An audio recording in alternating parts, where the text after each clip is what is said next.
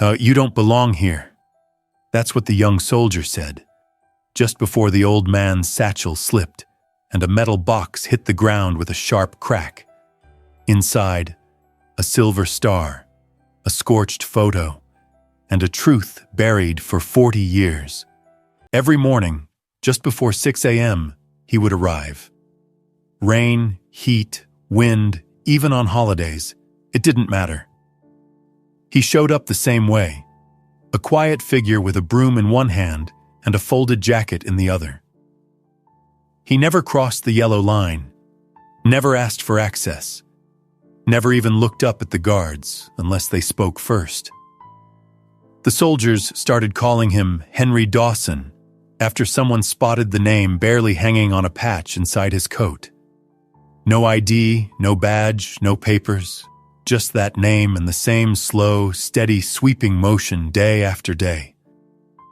Most passed him by. Some joked about him. "The phantom janitor," someone whispered once. "Maybe he thinks this sidewalk's sacred." But no one stopped him. He wasn't breaking any rule, and the path he kept was cleaner than the rest of the base. So they let him be. Private Caleb Ortiz was different.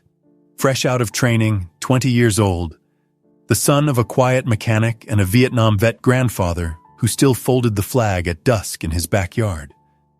Caleb noticed what others didn't. The way Henry stood during the morning anthem. Straight, unmoving, eyes on the sky. Not casual, not performative. Like it meant something. Like it cost something. One morning, Caleb left an extra coffee on the bench where Henry always paused before beginning his work. He didn't say anything. The next day, the cup was gone. The day after that, Henry gave him a nod, a small one. But to Caleb, it felt like a salute. Weeks passed, routine, silence. But then a gust of wind caught the corner of Henry's coat. A photo fluttered out. Caleb saw it before the old man could react. 8 soldiers, dirt on their faces, uniforms torn. A smoking helicopter behind them, one rotor still twisted in midair. The photo was burned at the edges, stained, but the postures were unmistakable. Shoulders squared, eyes heavy with exhaustion, but alive. Henry snatched it up without a word, tucked it away, and went back to sweeping. But Caleb couldn't unsee it. That night, he opened his notebook and wrote one line. Dawson, 8 soldiers, burned chopper. Why? By morning, he was already searching the base archive.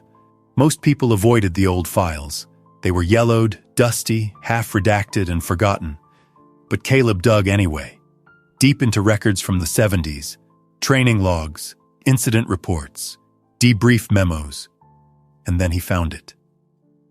Operation Ironhide, April 1976, classified recon mission, 8-man team, heavy enemy fire, 6 confirmed survivors, 1 missing, presumed KIA, Commander, Lilta, Henry Dawson. No body recovered, no follow-up, just a red stamp across the bottom. Mission concluded, unit disbanded. Caleb leaned back in his chair, heart thudding. He flipped back to his notebook. 3 weeks earlier, his handwriting scrawled hastily next to the photo description. He stared at it for a long time. Could it really be him? Could the old man sweeping the sidewalk outside Fort Brighton be the same man the Army declared dead nearly half a century ago? He didn't say anything to anyone. Not yet. But the next time he saw Henry standing perfectly still during the flag ceremony, hand over his heart, eyes locked on the cloth rising into the sky, Caleb knew this was no coincidence. And whatever story had been buried, it was time to dig it up. Caleb took the risk and handed the report to Lieutenant Harper during morning rotation. It was precise, structured, everything military protocol demanded. Attached were scanned photos from the archive, a comparison of facial features, and one stark conclusion. Possible identity match. Thrusted Henry Dawson, presumed KIA, Operation Ironhide, 1976. Harper lowered the folder slowly. That's a serious claim, Ortiz. You sure about this?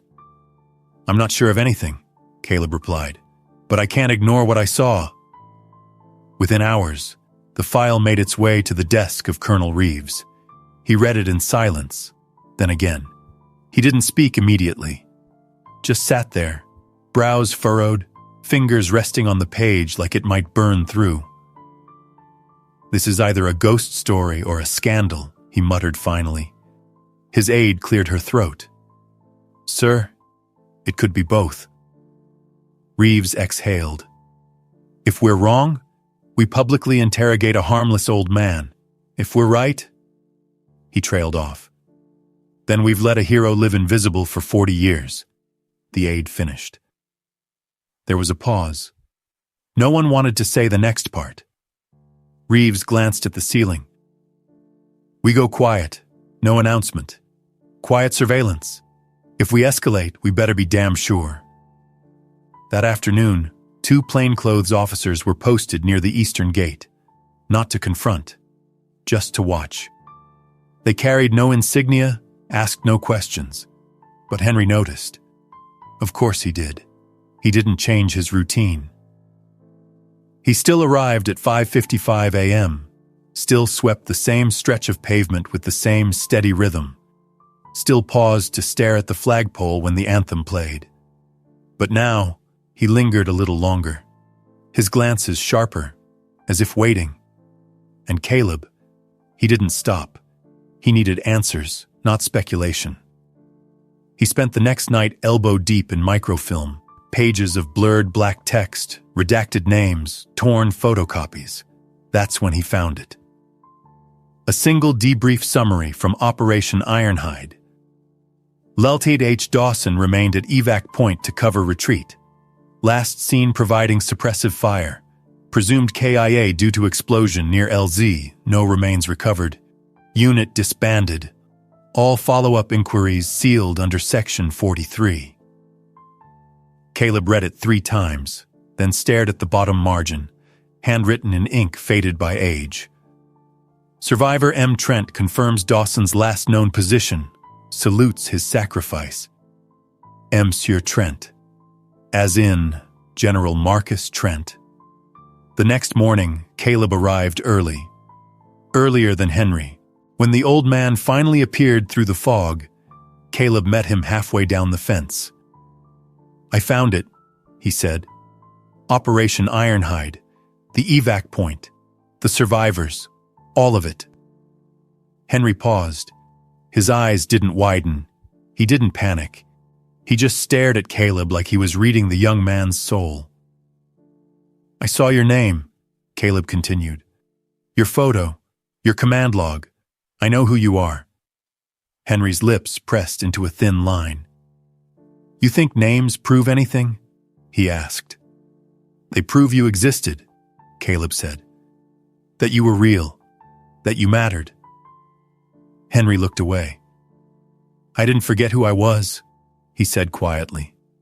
But when they pulled me from that camp, I wasn't anyone they recognized. His voice hardened, but not with anger, with history. My tags were gone. I destroyed them, protocol. My face was half scar. My record was sealed. No one believed me when I came back. I told my name, my rank, my unit. They said that man was dead. Caleb said nothing, just listened. I went to D.C. once, sat outside a records office with a photo in my hand and a discharge number in my head. They took one look and said it was sentimental delusion, told me I needed rest, not recognition. He paused. I stopped asking after that. You could have found General Trent, Caleb offered, almost pleading. Henry shook his head. I didn't want to ask for a place.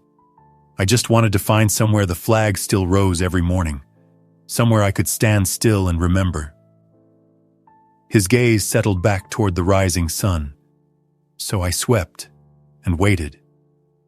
And that morning, as the anthem played, Henry Dawson stood straighter than anyone. And Caleb? He stood beside him. Word spread faster than anyone expected. It started with whispers in the operations wing. A logistics sergeant noticed Caleb meeting the old man every morning, exchanging barely more than a nod, but with the solemnity of a ceremony. Then a junior analyst overheard Caleb requesting classified access to archive records, citing discrepancies tied to MIA reports. Whispers became theories. Theories became tension. Within 48 hours, every officer in the command wing had heard the name Henry Dawson, but no one knew what to do with it. Then someone pulled the original team photo from a long-buried training archive, a black-and-white print, water-stained and creased. 8 men stood in the jungle, helmets off, rifles slung. On the left, arms folded across his chest, a watch on his wrist, and a hard, narrow stare, was Henry Dawson. No doubt, it was him. Colonel Reeves convened a closed-door meeting with 3 senior officers and a Pentagon liaison. For 20 minutes, no one raised their voice. They didn't need to. "This doesn't leave this room," Reeves said. "If this is real, we've failed a soldier, a decorated one, for decades." "What if he doesn't want to be found?" one of the officers asked. "He's had 40 years to step forward." "What if we never let him?" Reeves shot back. "What if he tried and we didn't listen?" The room fell into silence. Someone finally said, "We need eyes on the last surviving officer from that mission." That meant only one name, General Marcus Trent. The call was made the same day. They didn't give details. Just said, "Sir, we may have found someone you once served with. You'll want to come in person." The general didn't ask questions. He arrived unannounced. No ceremony, no security detail. Just a government sedan and a driver who didn't speak. When the car stopped near Fort Brighton's eastern gate, General Trent stepped out, back stiff from age and injury. His knee ached as it always did when rain was coming, but he didn't hesitate. He scanned the yard. New buildings, new vehicles, but the smell of iron, gravel, and sunrise felt the same. Then he saw him. Across the lot, broom in hand, same posture. The jacket was faded, the hair whiter, but the presence, the stillness, that hadn't changed at all. The general walked. Every soldier who saw him froze. A few saluted out of reflex. A mechanic dropped his wrench. The entire maintenance bay went silent. Henry turned. Their eyes locked. General Trent removed his cap, held it to his chest. The breath caught in his throat as memories surged like floodwaters. A jungle, a gunfight, a fire, and a man who said, "Go, I'll cover." "You saved my life," the general whispered. "I thought you died in that clearing." He paused, then added quietly, "We've been saluting your name on the memorial wall for 40 years. Henry looked him in the eye. "I've been saluting it too," he replied. Then he nodded once. "I thought I had too." The 2 men stood still, surrounded by silence. Not the silence of confusion, but reverence. Even those who didn't know what was happening felt it in their bones. And then, without being told, soldiers began to stand straighter. A corporal near the motor pool raised his hand in salute. Then another. Then another. Caleb, watching from just outside the guard station, felt his throat tighten. This wasn't regulation. This wasn't scheduled, but some moments rewrite the rules. General Trent turned to the small crowd forming. His voice, though weathered, carried across the square. "This man is Captain Henry Dawson, presumed KIA during Operation Ironhide. But he didn't die. He stayed behind to save us." He paused. "I owe him everything." And with that, he stepped back and saluted. Not out of rank, but out of debt. Across the lot, hands rose in unison. Henry stood still. Then slowly, his hand rose, trembling but resolute, and returned the salute. And for the first time in decades, he was seen, not as a shadow, not as a ghost, but as a soldier who never stopped standing watch.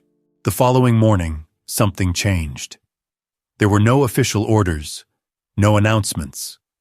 But at exactly 0555, the eastern gate was unlocked 5 minutes early. Henry arrived as always, broom in one hand, jacket zipped against the morning chill. But this time, he carried something else beneath his arm, a folded American flag. General Trent had made the request personally. "Let him raise it," he told Colonel Reeves. "He's earned more than that." So they did. At 0600, Henry stepped forward. No ceremony, no marching band, just him, the flagpole, and a silence so profound it felt sacred. He unfolded the flag slowly, his fingers steady despite the years. The fabric caught the wind and shimmered in the pale morning light. He clipped it in place. And then, he raised it. Not quickly, not with flair, but with a reverence that made even the most battle-hardened among them stand a little taller. When the flag reached the top, Henry stepped back. No bugle, no applause. He simply placed his hand over his heart and held still. Caleb was there. So were others, mechanics on their break, an intel officer watching from a second-story window, a group of cadets who had heard what happened the day before. No one spoke. And the next morning, more came. The morning after that, even more. And soon, it wasn't just soldiers. Children from the base housing units began to show up, still in pajamas, some with cereal bowls in hand, others bundled in jackets, standing beside their parents. They watched the man with the broom and the flag and the silence that spoke more than words ever could. One little girl asked him once, "Why do you stand so still?" Henry knelt beside her. His voice was soft but unwavering. "Because someone died so I could." That was all he said, but for the children it was enough. It became ritual. Soldiers shifted their morning routines. Officers cleared windows during meetings. Even the chow hall started opening 15 minutes earlier, so no one had to miss it. Then came the request from the Silver Ridge Military Academy, an hour away. They asked permission to send cadets each weekend. They didn't want a lecture. They just wanted to watch. Within months, the Department of Defense authorized a new facility just outside the Eastern Gate. A small, single-room building with white siding and a plaque above the door that read, "The Henry Dawson Ethics Room." Inside were books on leadership, duty, and sacrifice. But most who visited said the real lesson happened outside, on the pavement, in the cold, with a man who swept the sidewalk and folded a flag with the kind of care most people reserved for sacred things. Henry never changed. He didn't accept medals, didn't give interviews. He still refused base housing. Said the apartment he rented 2 miles down the road was quiet enough. But now he spoke to Caleb a little more. Short things, observations, reflections. "They stand straighter when the flag's halfway up," he said once. Another time, "You can tell a lot about a soldier by the way they treat silence." But one line stuck with Caleb more than any other. "Discipline," Henry said, "is doing the hard thing when no one's watching." Caleb had become Sergeant Ortiz by then, but every morning he still brought an extra coffee, still stood a few feet behind Henry during the raising, still didn't say much, because some routines weren't about habit. They were about honor. And some men didn't need titles to be leaders. They just needed to show up. It happened quietly. No headlines, no broadcast. Just a morning when the eastern gate didn't open at 5:55. The wind still moved. The flagpole still stood. But the man with the broom didn't come. Henry Dawson passed away in his sleep, in his small apartment 2 miles from Fort Brighton. The landlord found him the next afternoon, reclined in an old armchair, hands resting peacefully over a folded flannel blanket. The broom leaned neatly in its corner, his boots by the door, and on the nightstand beside him. One photo, edges scorched, showing 8 young men in front of a burning helicopter. There were no family contacts, no emergency numbers, no will. But next to the photo was a sealed envelope, addressed in steady handwriting. To whomever finds me. No ceremony, no speeches, no applause. Just keep the flag raised, and if anyone asks, tell them I served in silence. The news reached Fort Brighton by radio first. Then a call from local police confirmed it.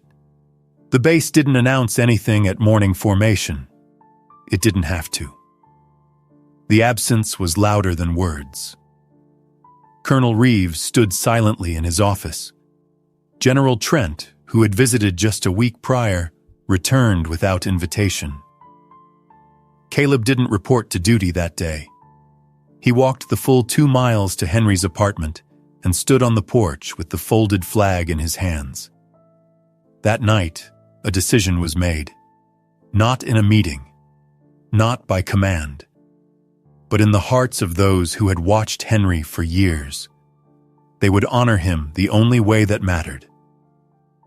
The next morning, at 0600 sharp, 7 military bases across the country raised their flags in perfect unison. From coast to coast, in the cold, in silence, under different skies but the same sense of loss. Each flag was hoisted by a young soldier, some who had met Henry, others who had only heard his story, but all of them had been changed by it. At Fort Brighton, Caleb led the ceremony. He wore his dress uniform, no medals, just the one Henry had carried, the silver star, pinned gently over his left pocket. No one played the bugle. No orders were barked. As Caleb clipped the flag and began raising it, the base came to a full stop. Mechanics stepped out from under trucks. Medics paused between calls. The mess hall staff stood outside in aprons. Even the base chaplain stood with head bowed beneath the rising cloth. Near the flagpole, a dozen children stood quietly beneath the same tree where Henry used to rest. One boy, no older than 7, held a note in shaky hands. It read, "Mr. Dawson said heroes don't ask to be seen. They just show up, every day." That afternoon, each of the 7 flags was lowered, folded with precision, and delivered to local schools and academies. With each came a small, handwritten message. Heroism isn't about medals, it's about choices no one sees. Signed, a friend of Henry Dawson. Henry never made the news, he never trended online. But those who had stood near him each morning knew the truth. He had become the base's conscience, its ritual, its reminder that duty didn't end with retirement, and honor didn't fade with time. In the years that followed, they kept his routine alive. The gate still opened at 5:55. The flag was still raised at 6. New soldiers came, old ones left, but the space beside the pole was never empty. Because somewhere in that silence, Henry Dawson still stood. Maybe not in body, but in every hand that saluted, every boot that paused, every child that whispered, "I want to be like him." And in that, he was never truly gone. Even now, years later, some say they still feel his presence in the early morning stillness, not in a ghostly way, but in the way a certain kind of silence carries meaning, in the weight of a flag rising slowly into the sky, in the quiet strength of someone who never asked to be remembered, but couldn't be forgotten. Henry Dawson didn't leave behind a memoir, no speeches, no last words. But maybe that was his message all along: to show up, to serve, to keep watching, even when no one's watching you. If this story moved you, or reminded you of someone you once knew, consider subscribing to our channel.